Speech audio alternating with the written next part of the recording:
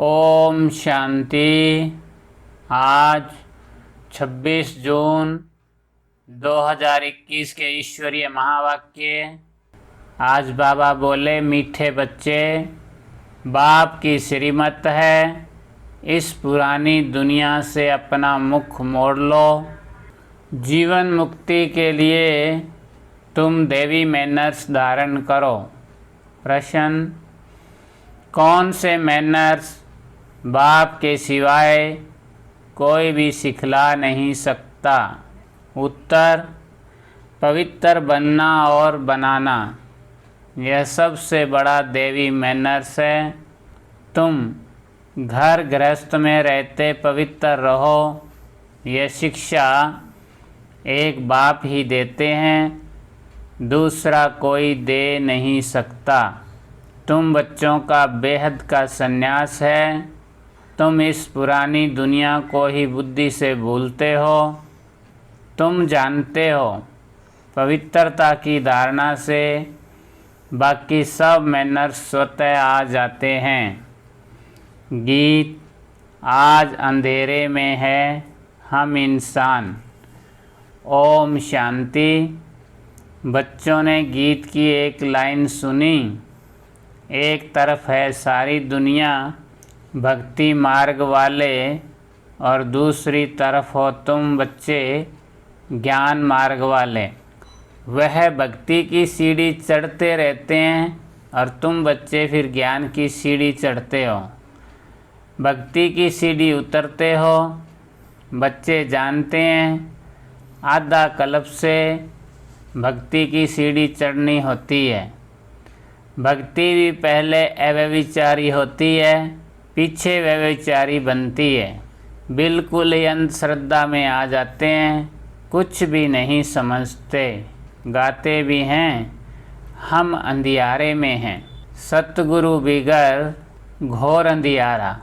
गुरु तो यहाँ बहुत हैं। अब सच्चा गुरु कौन है? साधु संत महात्मा भगत आदि सब साधना करते हैं अथवा याद करते हैं, शास्त्र वेद उपनिषद आदि पढ़ते हैं, फिर भी कहते हैं भगवान जब आए तब ही आकर हमारी सद्गति करे। सद्गति दाता को ही पतित पावन कहा जाता है। अभी तुम बच्चे घोर अंधियारे में नहीं हो, तुम ज्ञान की रोशनी में आए हो। पतित पावन बाप को जानते हो और उनको याद करते हो। जितना जो बच्चा याद करता है और ज्ञान की धारणा करता है, उतना उसका अज्ञान अंधियारा विनाश हो जाता है। तो बाबा कहते, अब रोशनी में ले जाने वाला एक ही बाप है। ज्ञान अंजन सतगुरु दिया, कोई सुरमा नहीं है। यह ज्ञान की बात है। ज्ञान के साथ योग भी रहता है। जरूर जो मनुष्य भक्ति सिखलाते हैं तो उससे भी योग रहता है। अब तुम बच्चों का बुद्धि योग लगा हुआ है निराकार परम पिता परमात्मा के साथ। तुम्हारे में भी नंबरवार है और कोई मनुष्य मात्र का परम पिता परमात्मा सर्वशक्तिमान के साथ योग है ही नहीं, सिवाय तुम बच्चों के। तुमको बाप से मुक्ति और जीवन मुक्ति धाम से योग लगाना पड़ता है। जीवन मुक्ति के लिए देवी मैनर्स भी बहुत अच्छे चाहिए। इस समय तो सबके मैनर्स आसुरी हैं। परम पिता परमात्मा के भी गुण गाए जाते हैं ना। मनुष्य सृष्टि का बीज रूप है, सत्य है, चैतन्य है, आनंद का सागर, ज्ञान का सागर है, पवित्रता का सागर फॉर एवर। उनका यह पद अविनाशी है और कोई मनुष्य का यह विनाशी पद हो ना सके। भल अभी तुम ज्ञान का सागर पवित्रता का सागर बनते हो, परंतु लिमिटेड बनते हो। बाप कहते हैं मैं अनलिमिटेड हूँ, तुमको अनलिमिटेड बना नहीं सकता, नहीं तो फिर सृष्टि का खेल कैसे चले, 84 जन्म कैसे भोगेंगे। तुम फॉर एवर बन नहीं सकते, तुमको लिमिटेड बनाता हूँ। 21 जन्मों के लिए तुम बनते हो, 21 पीढ़ी भी लिखा हुआ है। तुम फॉर एवर बनो, ये ड्रामा में कायदा नहीं। मैं तो हूँ ही एवर प्योर, मैं रहता ही हूँ परम धाम में। मेरे पास ज्ञान पवित्रता आदि है ही है। तुम भूल जाते हो तो इस समय बाप आकर बच्चों को घोर अंधियारे से निकाल ज्ञान और योग से पवित्र बनाते हैं, और कोई ऐसे कह ना सके कि मैं परम धाम से आया हूँ। अब मुझे याद करो। यह मेरे महावाक्यों की कोई कॉपी नहीं कर सकते। मैं आता ही हूँ तुम बच्चों को 21 जन्मों के लिए राजाओं का राजा बनाने। तो बनना चाहिए ना, बनेंगे भी वह जो कल पहले बने हैं। तुम जानते हो कितने बच्चे पवित्र बनते हैं, कितने अजामिल जैसे पापी बन जाते हैं, कितने अशुद्ध मैले बन जाते हैं। बाप को आकर मैले कपड़े साफ करना पड़ता है। आत्मा ही मैली बनती है।